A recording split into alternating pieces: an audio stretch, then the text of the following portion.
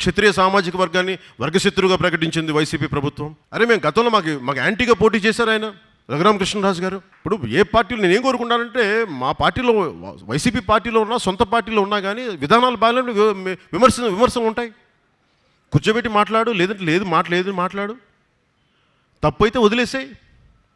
అలా కాకుండా కూర్చోబెట్టి ఎంపీ అని కూడా చూడకుండా పోలీసుల చేత లాక్కొచ్చి చాలా నిర్దాక్షిణ్యంగా ఆయన అరికాళ్ళ మీద కొట్టించి నడవలేని పరిస్థితులకు తీసుకొచ్చి మొన్నటికి మొన్న సొంత నియోజకవర్గపు ఎంపీ ఆయన నియోజకవర్గానికి రాలేని పరిస్థితికి తీసుకొచ్చారంటే ఎంత దురదృష్టకరం. ఇది రఘురామకృష్ణరాజు గారు చేసిన మీద దాడిలా నేను చూడట్లేదు, క్షత్రియుల మీద అందరి మీద దాడిగా చూస్తున్నాను వైసీపీ చేస్తుంది. మనస్ఫూర్తిగా చెప్తాను.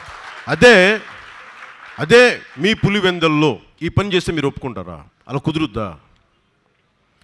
దురదృష్టం కుదరదు.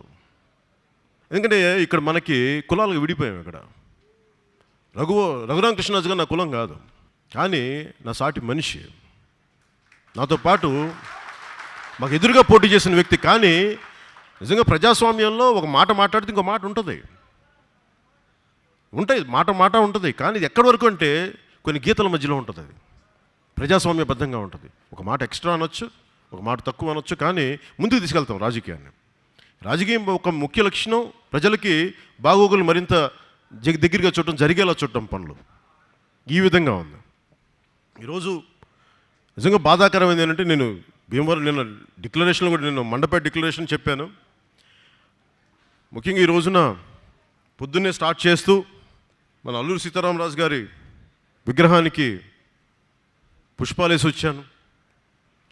నన్ను పిలిచిన కొన్ని ప్రత్యేక పరిస్థితుల్లో నాకు కుదరలేదు.